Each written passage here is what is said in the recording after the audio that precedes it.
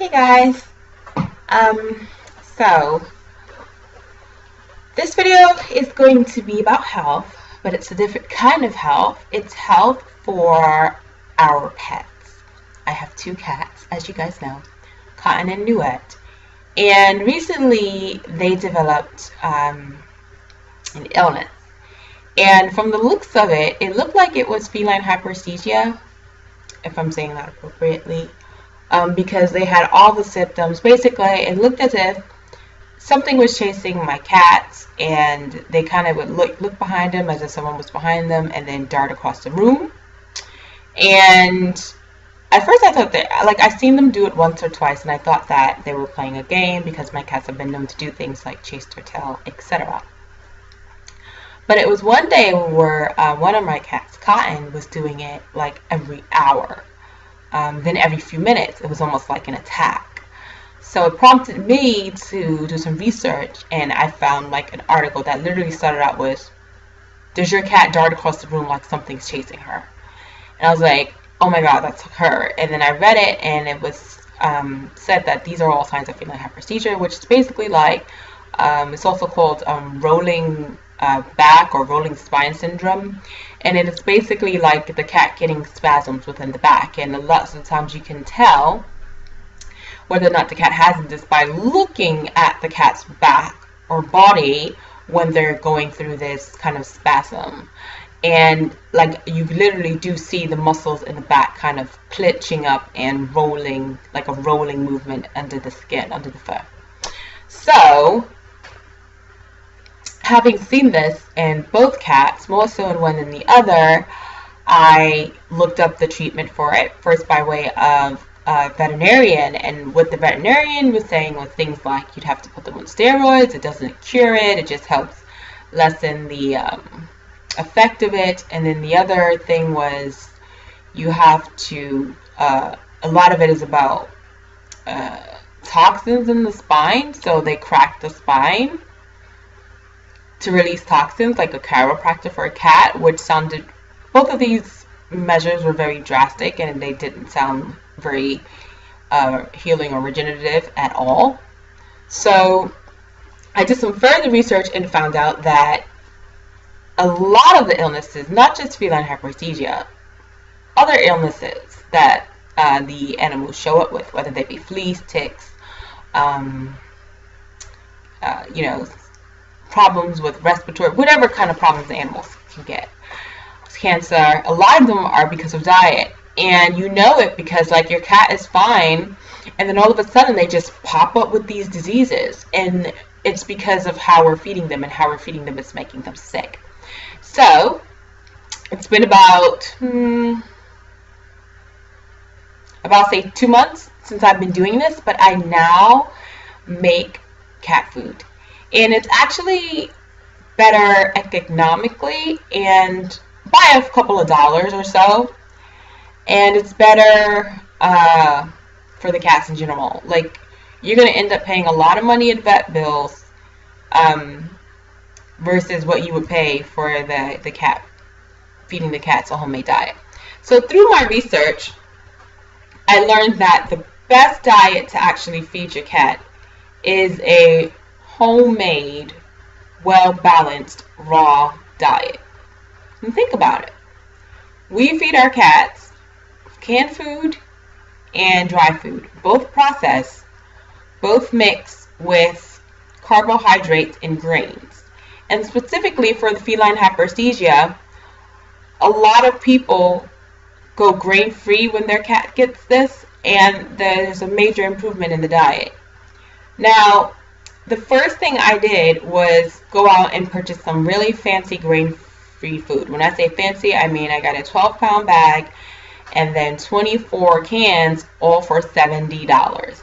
Yes, and I have 2 cats. So that was very, very expensive. And then I did some further research and found out even though they take the grains out of the cat food, which the cats are not made to process, they still fill the food with potatoes. Look at the ingredients. Potato is a major ingredient. And I bought the Wellness brand. There are several brands out there. But they'll take the grains out and then they'll put potatoes in it, which is a starch. cats don't eat starches. Cats are, same thing for dogs can eat a little bit more food groups than cats do, but the same thing goes for dogs too. Like, these are animals, when they're out in the wild, they're not hunting potatoes. They're not eating wheat grass. Or wheat, I should say, wheat stalks. They are hunting animals. Game, small game, large game, they're hunting animals, and they're eating meat. They're eating meat, they're eating bone, they're eating fur, fiber. So, what's in the canned food, a lot of times, what it does is, it forces them to derive their energy from a source of either carbohydrates, like potatoes, or from a source of grains. And they use the potatoes, they use the grains as a filler, a cheap filler for the food. So, after bread was very expensive food, I didn't even use it because I just kept researching for days, and I came across some additional information about how to make the homemade diet. So the best, I'll put some links below also about this so that you guys can do your own research if you have pets. But the best diet to feed them is the raw, well-balanced homemade diet. The second best diet is the cooked, homemade, well-balanced diet. There's a video on YouTube, I will post the link below as well, where a veterinarian goes over the differences. And the worst food that you could possibly feed your cat or dog, believe it or not, it's like number 10 on the list, is what you get from the grocery stores and the supermarkets. That level of food, like Purina or Friskies or whatever. Those are some of the worst foods that are filled with grains, filled with carbohydrates, filled with fillers, and they make the animal sick. So what I was seeing in Cotton and Nuet was their bodies rejecting the food that I've been feeding them. And they're about 5 years old now. So that means they've got about 5 years. In May they'll be 5. They've got about 5 years of toxins in their body. And it was starting to show in the form of this rolling back syndrome. And I felt so bad for my cat because I could tell that she was in a lot of pain. She was having one more so than the other. The one that was having more pain, she is the one who's the greedy cat. She eats more than both cats combined. So she's right here, by the way. She's probably like, I'm not greedy. But I could tell she was in a lot of pain. There was a moment where her and her sister got into a fight, and I never seen her behave like that because she was in pain and she was just agitated. And anything can trigger the spasm. You touching the cat can trigger the spasm. Some cats get it so bad they'll get it in their tail. They start nipping at the areas that have it to kind of calm it down. Like you'll see them licking excessively or nip it. And there have been cases where a cat bites or bites the tail off because of the spasms and twitching in the tail area. And I've seen a cat with a tail that looks like that before. It's just horrible. So I came up with a game plan. I'm trying to reinvent the way I eat. Why not do the same for my cat? It's awesome. It's simple. It's incredibly simple. I know the idea of feeding your cat from home. You're probably like, what? I'm not a scientist. But it is incredibly simple. You get to control what's in their diet. You can make their meals when you make your meals. Make a lot of it in advance and freeze it. And your cat will flourish. So my game plan, first thing I did for my cat was starting to put a little bit of apple cider vinegar in its water. In their water. Apple cider vinegar detoxes the body. It does so for us, and it does the same for cats. And I want to start including this in my diet as well. A daily drink of apple cider vinegar, honey, and water. So I just put about a teaspoon per serving for the cats in their water and let them drink that. Now, to wean them off of the canned food, I started them out with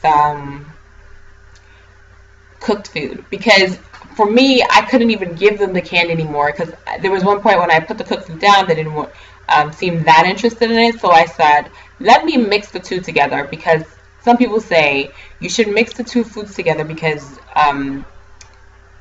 the cat might not have certain enzymes from eating the canned food so long. So I started to do, I didn't feed the cat the whole day, and I noticed that she wasn't twitching. This is when she was doing it excessively, continuously. So I gave her some of the canned food and mixed it with the cooked food that I had made. And as soon as she ate the canned food, she went into a twitching fit. And I said, that is it. I'm not even going to wean her off of this poison, because it's poisoning her. So what I did was just put the cooked food down, and I just left it there, and eventually, they came to it and they started eating it, actually the same day. Because if you think about it, it might be easier to transition them if you do cooked food first and then raw. And I'm going to get into the raw food a little bit, what I've learned about it. I'm going to pull up some notes that I made. Hopefully you'll let me keep it up. Yes. Great. Okay. So yes, so then you can transition them from the cooked food to the raw food over a period of days. All right, so the first thing you can do, even if before you start a home cooked diet for your cats, is get rid of the dry food.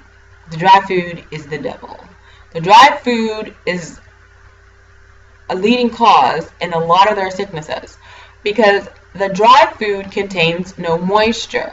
When a cat or a dog are hunting, they're eating game that has moisture in it. So if they eat a mouse, or if they eat a pig, I don't know, whatever, a raccoon, it's going to have blood, it's going to have guts, it's going to have moisture. Dry food doesn't have that. And the dry food, what binds the dry food together are the fillers, the potatoes, the grains, the things that aren't really meant for the canine or feline's digestion system.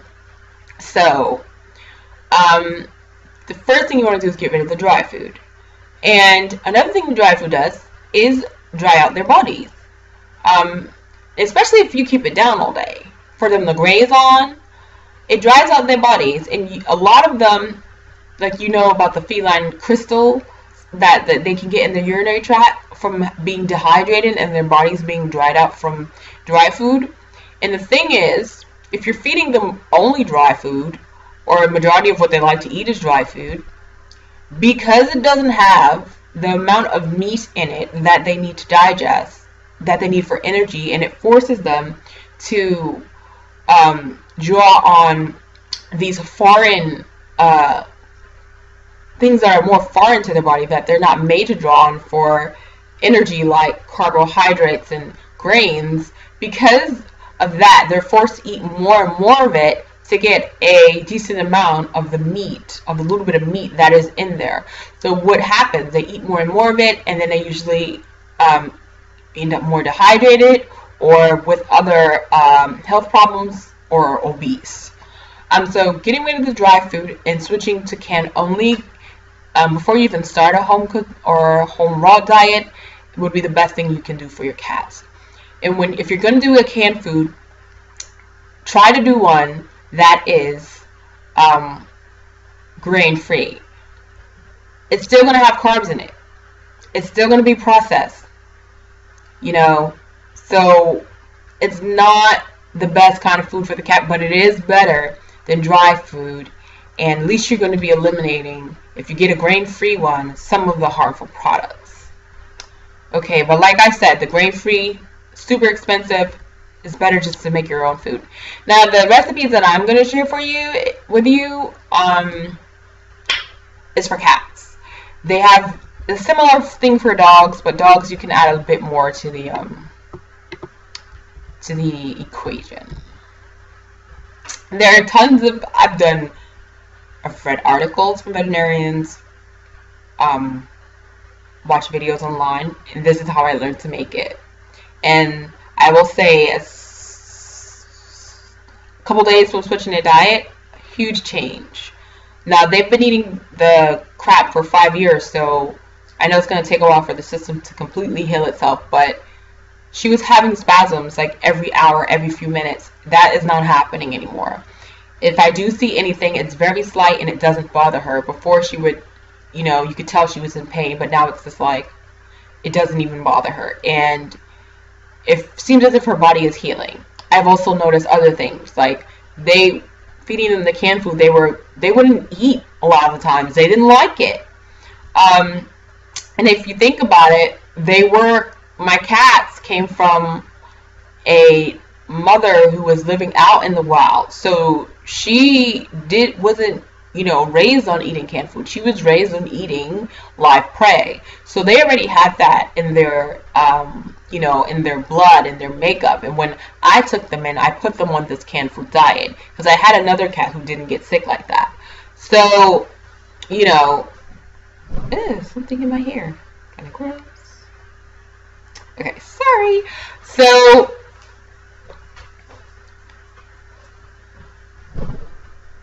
they were already used to having that live food. So when I started to put them on the live food diet, they automatically just flourish. It doesn't matter if they're used to it or not. You know, if they were had that from the parent cat, they're gonna flourish regardless. So the coat gets more fluffy and silky, thicker. My cats weren't eating as much as the canned food as they should be, so my cats actually gained weight on this diet, and it was a healthy weight. A lot of people's cats lose weight because they're more in the obese area. But this one, mine's cats gained weight because they weren't enjoying the store-bought food that they were eating, the dry food and the canned food. But with this, they enjoy it. So, dry food is usually about 75% grains or starches, also known as fillers. So, as said, it forces the cat to rely on sugars and grains as their main energy source, leading to a host of diseases and cancers. Not only that, but dry food lacks its moisture the cat needs in their diet and can dry out the organs and shorten the lifespan of a cat if fed daily. The canned food also has grains and starches as well. Like I mentioned, there are specialty ones that you can buy that are grain food and have a higher meat portion.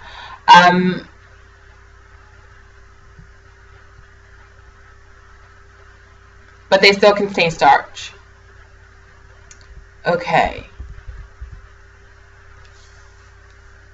And also, in the canned foods, when they're processed, a lot of the enzymes the cat needs for nutrients are lost in that processing of the food.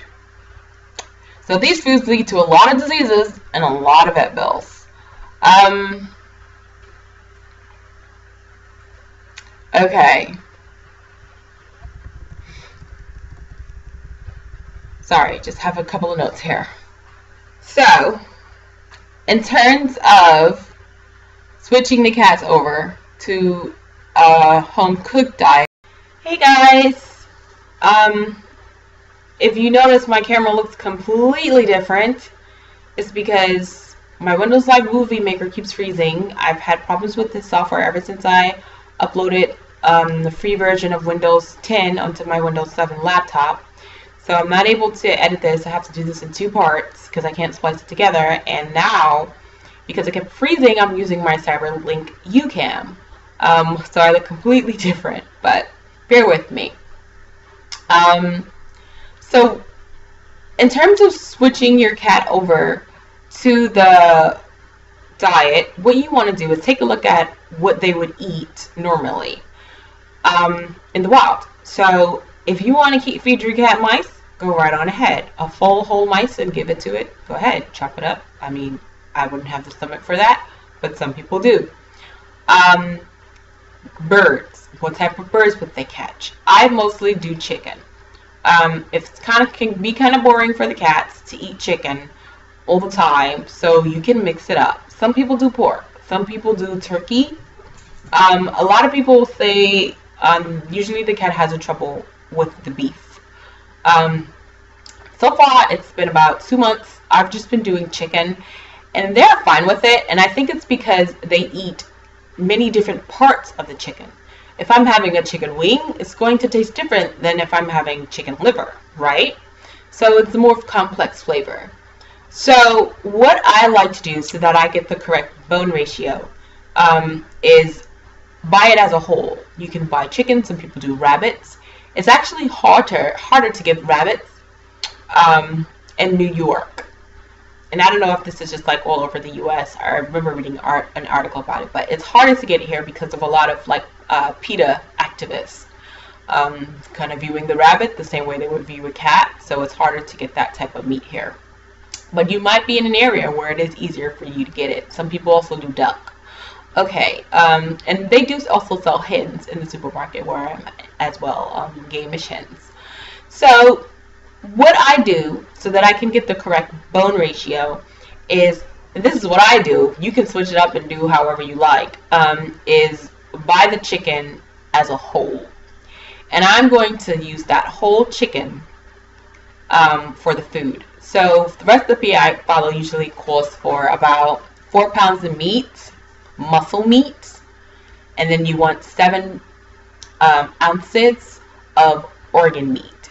And by organ, it should be an excreting organ, like the liver or kidneys, etc. For me, it's easiest to find the kidney. Now, what you're doing is recreating the animal as a whole, because that's what they would be eating if they were to hunt the animal. They're going to, ingest some of the feathers. Feathers would be, fiber. They're going to ingest some of the bones. Look up a video where you can see, cat eats a rat or cat eats a squirrel. They usually eat it head first, and that whole head goes into the mouth and down to the stomach. So does some of the fur. They're going to, be ingesting like things like the brains,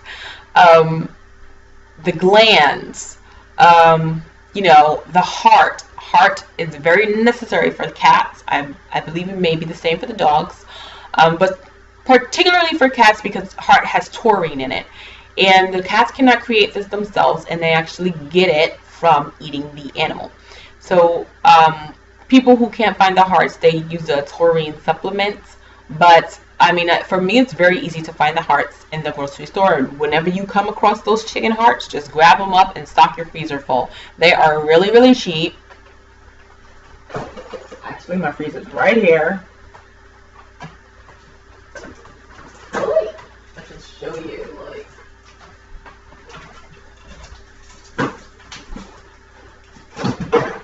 Okay. Could have just got up. Here we go. They're frozen, but these are hers. I probably look crazy as hell buying like a basket of chicken hearts when I go to the grocery, but do it for the cat.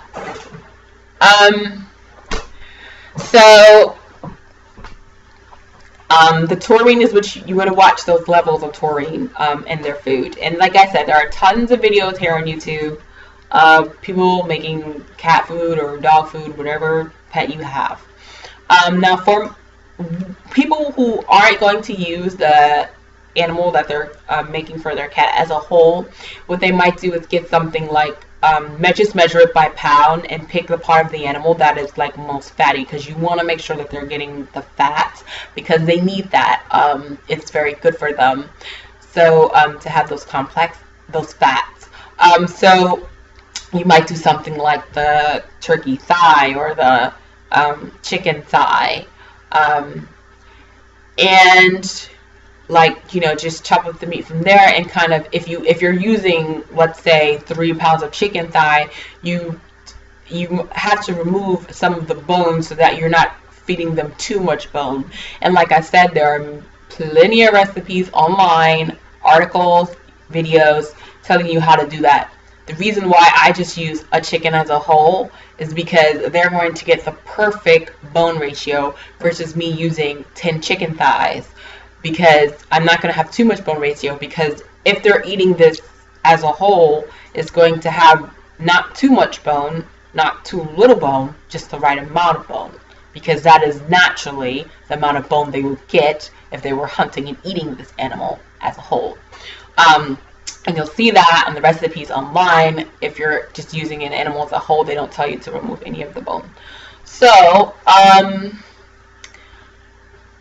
what you're going to do also is have to purchase some supplements, and they're very easy to purchase. I purchased them online on Amazon. Excuse me. Sorry, long day. I just came from work. But the supplements, you're going to get a glandular supplement. You're going to get vitamin E in its dry powder form. You're going to get vitamin B50 complex. You're going to get fish oil if you can, particularly salmon. You can get salmon oil or another fish oil, but I use salmon oil. And what else is there? Sea salt, or some people use light salt. I use sea salt. Sea salt still has all the minerals in it. Okay.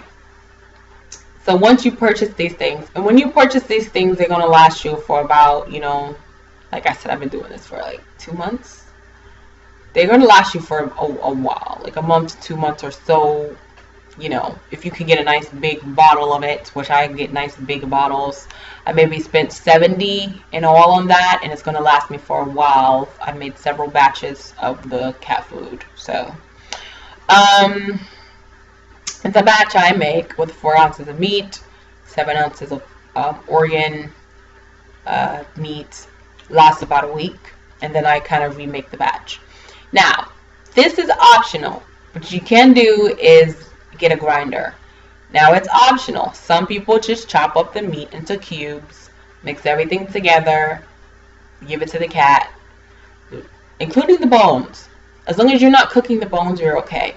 You cannot give a cat cooked bones or a dog cooked bones, because it makes the bone harder, fortifies it, and then it can splinter and injure the cat or dog when they're trying to eat it. Raw is how they have to digest the bone. So what I do, because my cats are so dainty and I wanted to make sure they get the right amount of bone and make it easier for them to eat, and just to make the whole process easier for me, so that I'm not sitting there chopping everything up into cubes, which people do and it's fine.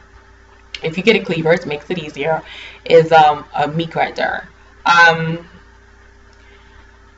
So basically I just pass everything through the meat grinder, and voila, it's done. I don't have to cook it. I just have to make sure the pieces are a decent enough size to get down in the meat grinder, and then mix everything together, and voila, there is the cat food. I would say the whole process at the most takes about 30 minutes, and then you just wash off the grinder and put it away, and it's easy. The recipe also calls for egg yolks, because not the egg whites, but egg yolks, because that has a lot of fatty acids in it and nutrients for the cats as well. And then about 2 cups of filtered water, plus the insides of the supplements. So when I say the insides, I mean that you don't include the capsule. You actually empty the capsules into the mixture, and then you just mix that all together, and there you go. Now I'm going to put a couple of links below, where you can learn how to make the cat food that you guys can take a look at. But this is pretty much the gist of it, and it's so easy, so simple, perfect for the cats.